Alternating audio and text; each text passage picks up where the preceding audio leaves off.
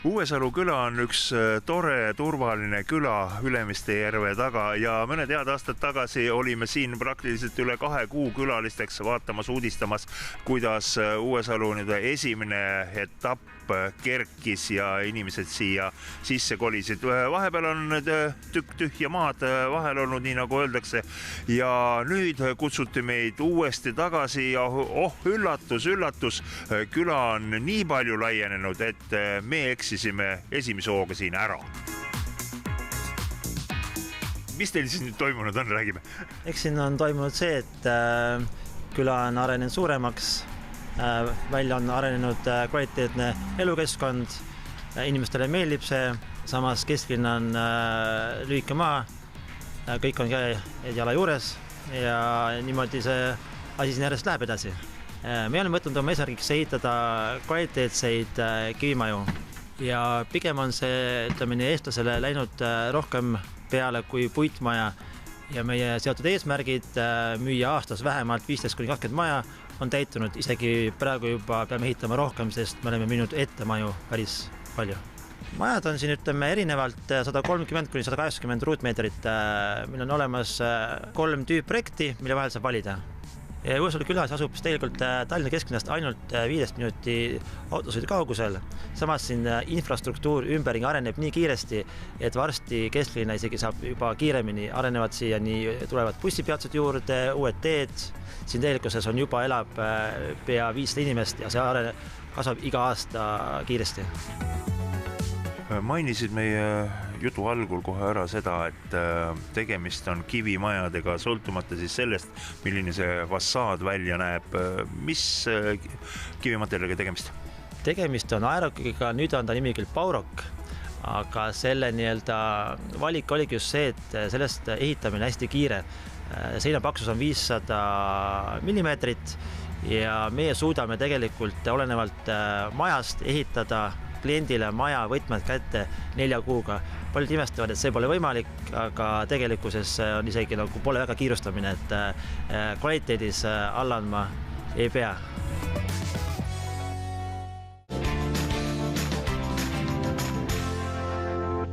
Meie eelmine kõneleja mainis ära, et kõik need majad, mis praegu siia uude arendusse kerkivad, on Aerok ehk siis praeguse nimega Baurok majad ning see äramainimine on juba piisav põhjus selleks, et me materjalist natukene täpsemalt räägiksime. Algatuseks siis see asi, et mis nüüd täpselt ikkagi on Baurok või Aerok, kõik ajavad sassi nii palju, kui ma tean. Aerok blokiga, kui turule tulime, siis hakkasime nimega reklaamima siis rohkem väga head soojuspidavusega seinablokki ehk Ecoterm Plus blokki ja kuna meil toote valik on nii palju läinud laiemaks, et meil on tulnud ka siis tööstushallidele rasked seinapaneelid ja ka nii eramajadele kui ka kortermajadele vahelaepaneelid, siis kuna nende kaal on nii suur juba, siis me kindlasti ei saa enam rääkida kergest kaalust. Et nüüd reklaamime ikkagi materjali, kus me oleme kõikjal ehituses. Materjali mahukaal kindlasti muutunud ei ole, aga tooted on läinud suuremaks enda mahult ja ka sellega, et neil on armatuur sees, siis, mis hoiab neid tugevana. Et mahukaaluga on ikkagi meil erinevad mahukaalud, on Ecoterm Plus blokk, millel on väga hea soojuspidavus, mis sobib enda mahukaalut väga hästi välisseina blokiks ja siis on Classic blokk, mis on kõikjal ehituses selline siseseina materjal, välisseina materjal, kandvates seintes sobilik materjal ja siis on raskema mahukaaluga blokid ehk hard acoustic blokid, mis on väga hea survetugevusega, samas natukene jahedamad blokid kui muud blokid, aga väga hea sellise helipidavuse ja survetugevuse blokid siis. Uuesalus on kasutatud enamasti Ecoterm Plus 500 blokki, mille materjal annab siis müüritisel U-arvuks juba 0,15. Seda ei ole vaja lisaks soojustada, seda saab otse krohvida, nagu on siin Uuesaluski tehtud, kohati on krohvitud otse, kohati on pandud laudisvooder peale, et mõlemad on sellised juba viimistlusvariandid, kus ei ole vaja aluspinde rohkem viimistleda, kui ainult piisab kruntimisest. Üldiselt me teeme väga palju selliseid ka koolitusi nii ehitusfirmadele, projekteerijatele, juba kutsekooli õpilastele et näitame, mismoodi meie blokke kasutada, mismoodi neid viimistleda ja nii edasi. Kuuldud jutust tooksin välja ühe asja. Nimelt lisaks seinablokile on Bauroki blokkide või toote valikus olemas ka sillused, on olemas paneelid. Teisisõnu nimetatakse sellist võimalust, et üks ehitusmaterjal on süsteemne. Ja nii palju, kui mina asjast aru saan, siis süsteemsed lahendused on alati kõige kvaliteetsemad.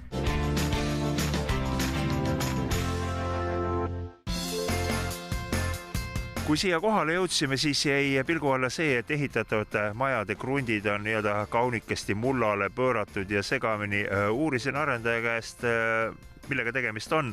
Ta osundas ühele mehele, ütles, et tema on selles kõiges süüdi, tema tegeleb siin küttesüsteemide paigaldamisega. Räägi, ole hea küttesüsteemidest, mida te siia Uuesalusse nüüd paigaldate?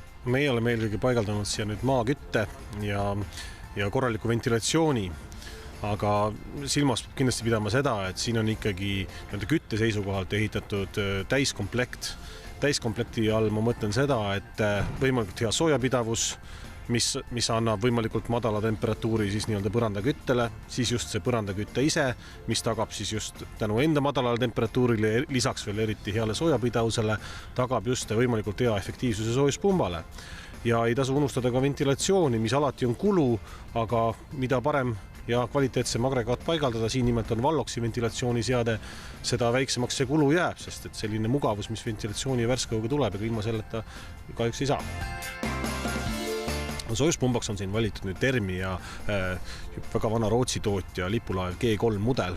Üks eriline asi, millele ma tahaksin tähelepanu pöörata, on selline asi nagu HGV-süsteem. See on siis Hot Gas Water Technology, ehk siis eesti keeles oleks nagu kuuma gaasi tehnoloogia, millega tehakse siis tarbevett.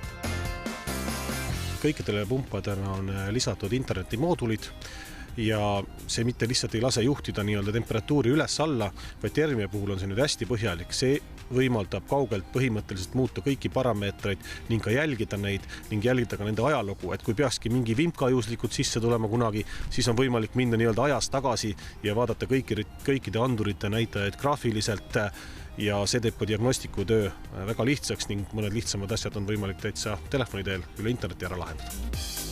Et asi oleks veel põnevam, siis firmal Maakütte OÜ on meie tänases saates ka vaatajamängu küsimus ja kuidas see küsimus kõlab? Küsimus oleks selline, et mis aastal toodeti esimene Termia maasoojuspump? Annan vihjeks, et tasub otsida meie kodulehelt www.maakütte.ee, maakütte on Y-ga. Hästi tähtis on siin juures see, et milline on see auhind, mille nimel inimesed hakkavad vaeva nägema, ta on sul käes, ole hea, ütle välja, räägi ära. See on Termia pneumaatiline veinipudeli avaja. Ja kuhu saata õige vastus? Soovitan saata siis info@maakütte.ee. Pimedad ajad on käes, ilusad, mõnusad, küünlavalgel veiniõhtud muutuvad meie peredes tavalisemaks, nii et kui teil on olnud seni veinipudeli avamisega probleeme, siis nüüd on võimalik see oluliselt lihtsamaks teha.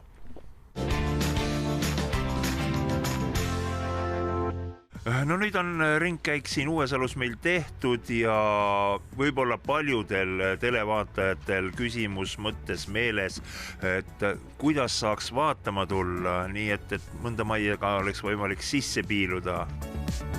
Paljud on sinna küsinud, et kas me teeme ka kliendipäevi. Me tegime eelmine aasta ja kevadel need mitmeid, aga juhtunud on see praegu, et me oleme kõik majad nüüd isegi näidismajad maha müünud ja juba enamus ette müünud, et kliendipäevast kuskil ei olegi teha enam. Ma olen klientidele palunud võtta ühendust, kel on suurem huvi. Lähme vaatama valmivaid maju. Enne kui me anname lõppkliendile maja kätte, saab tulla vaatama juba võtmed kätte maja, kus on sees ka juba mööbel, vannitoad valmis, juba näha seest ka lõpp-pilti. Need majad, mis valmivad sellel aastal, olen kõik ära müünud.